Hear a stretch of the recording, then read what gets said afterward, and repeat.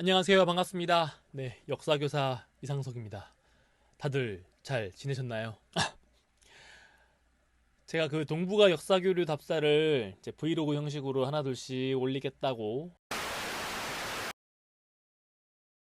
자, 지도를 잠깐 보도록 하겠습니다. 네, 답사 루트를 말씀을 좀 드리려고요. 우리 한반도가 있으면은, 자, 왼쪽에 툭 튀어나와 있는 저 반도, 바로 산동반도라고 합니다. 아마 우리 한반도랑 가장 오랫동안 교류를 해왔던 공간일 텐데요. 조금 더 확대하면 이렇게 산동성이라고 써있죠. 네, 구글에도 써있습니다. 다행히. 그리고 제가 체크해 놓은 곳들이 보이죠. 맛집도 있고, 네, 가야 할 곳도 있고 한데요. 네, 쭉 보도록 할 거고요.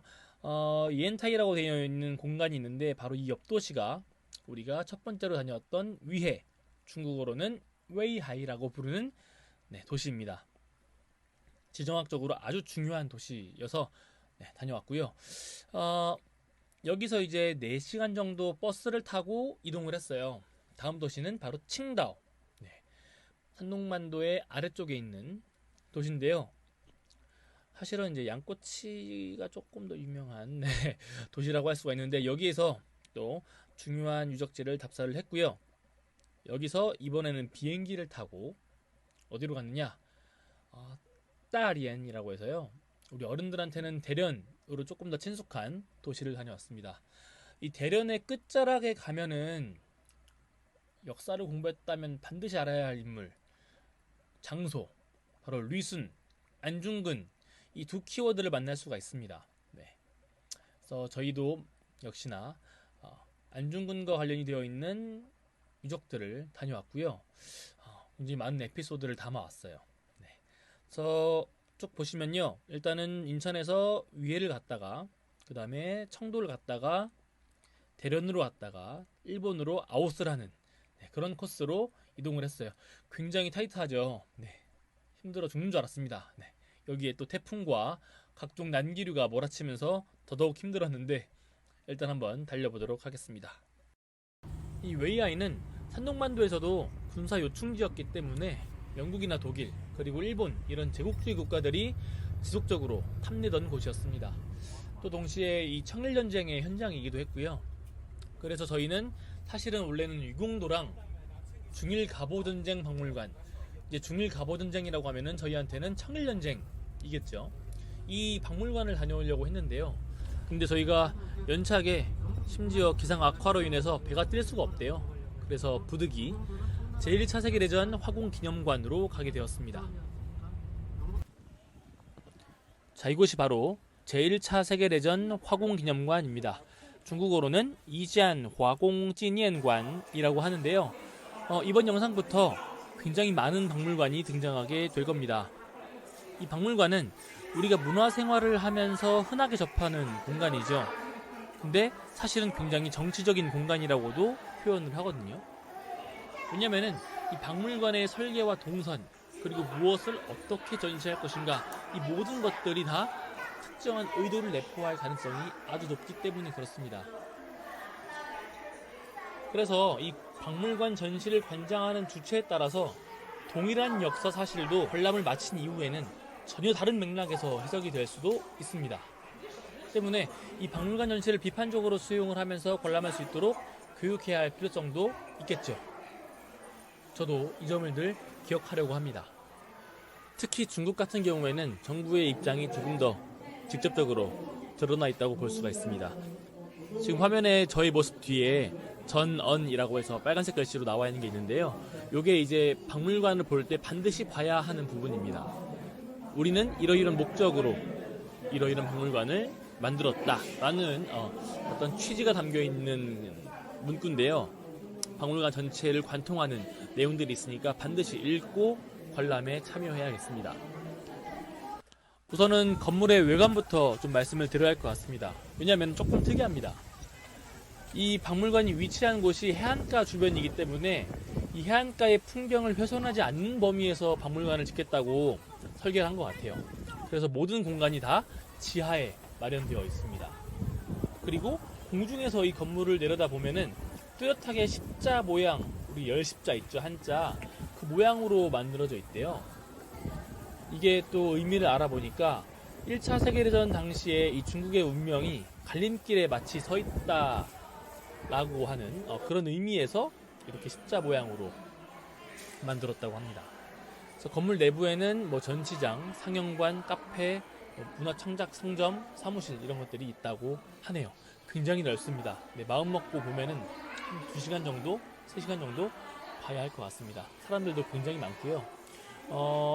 특히 이제 이 중국의 현재 부모 세대들, 30, 40대 분들은 자녀들을 데리고 박물관을 굉장히 많이 오세요. 그리고 굉장히 철저히 교육을 시키는 모습을 자주 볼 수가 있어요. 이것도 아마 애국주의 교육의 영향이지 않을까 생각이 되는데요. 전시 중에 가장 인상 깊었던 부분이 바로 지금 중국이 화공의 역사를 어떻게 기억하고 있는가에 대한 부분이었는데요. 어떠한 목적을 위해서인지는 둘째치고 그 역사를 기억하려는 노력이 이루어지고 있구나, 이 부분에서 다행이라는 생각을 좀 했습니다. 이 어두운 시대를 힘겹게 살아내야 했던 평범한 사람들을 추모하려는 노력은 반드시 이루어져야 하겠죠.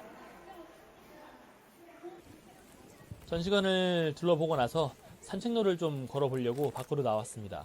네, 아직 짐벌이 익숙하지 않아가지고 조금 그렇습니다. 네. 아까 말씀드린 대로 요 디자인이 좀 특이한 박물관의 밖을 걸어 나가면요, 이렇게 바다가 보입니다. 네. 제가 특히 바다를 좋아하는데 이렇게 폭풍이 치는 바다를 맞이할 줄은 몰랐어요. 근데 특이하게도 굉장히 많은 사람들이 이 바닷가에서 뭔가를 잡고 있고 줍고 있고 그러고 있었습니다. 저도 뭔가 해서 봤더니만은 뭐 불가사리랑 이런 것들 채집을 하고 계시더라고요. 네. 그 와중에 비가 좀 많이 내려서 피신을 좀 했었고요. 이 와중에 또 우비를 사야겠다고 마음먹고 우비도 구입을 했습니다. 10원이면은 한 1,800원 정도 되는 금액인 것 같아요. 저렴하게 구입을 했는데 한 번도 안 쓰고 갖고 돌아온 거. 바람이 엄청 불어가지고 좀 고생을 했고, 이렇게 오랜만에 한글 보니까 또 반갑더라고요. 지금 오랜만에 중국에 와서 정신을 못 차리고 있습니다. 자빠지고 난리가 아니죠. 주변에 저를 쳐다보고 있는 사람이 있는지 없는지 확인도 하고 그랬는데요. 이상으로 첫 답사지로 제1차 세계대전 화공기념관을 쭉 둘러보았는데요. 이곳을 쭉 둘러보면서 오히려 청일전쟁 기념관보다 조금 더 의미가 있었다라고 생각되었던 부분은 바로 저희 식민지 시대를 살았던 조선 사람들하고 비교할 수 있었던 점이 좀 큰 것 같습니다.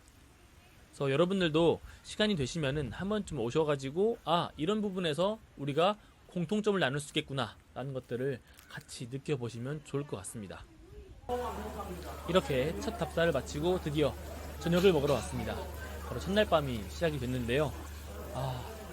딱 한 군데를 보고 밥을 먹다니 조금 아쉽긴 했는데 어쩔 수가 없습니다. 해외 답사여서. 이렇게 식당으로 온 곳은 쯔주찬이라고 해서 뷔페식으로 먹을 수 있는 곳이고요. 웨이하이답게 역시나 각종 해산물들이 많이 있는 것을 확인할 수가 있었습니다. 물론 저희는 뷔페식으로 먹진 않았고요. 그냥 유명한 요리들을 또 그리고 한국 사람들의 입맛에 맞는 요리들을 골라서 먹었던 것 같습니다. 마라롱샤도 보이네요. 이렇게 저녁 식사를 했는데 오랜만에 중국 음식을 먹고 또 중국 술을 조금 먹었는데 딱 10년 전에 먹고 처음 먹는 건데 너무 감격스러워서 눈물을 흘릴 뻔했습니다. 특히 이 새조개가 우리나라에서는 굉장히 비싸고 맛있다라고 좀 소문난 요리잖아요. 근데 이걸 중국에서는 아주 흔하게 먹을 수 있다고 합니다. 이게 아마 9,000원인가 했던 것 같은데 얼마 안 했어요. 아무튼 이렇게 배불리 밥을 먹고 하루 일정을 좀 마무리했습니다. 저녁에는 시간을 조금 내서 웨이하이 사람들이 한국을 얼마나 사랑하는지 한번 확인을 하는 시간을 가져봤습니다. 다음 편에서 소개해드리겠습니다. 감사합니다.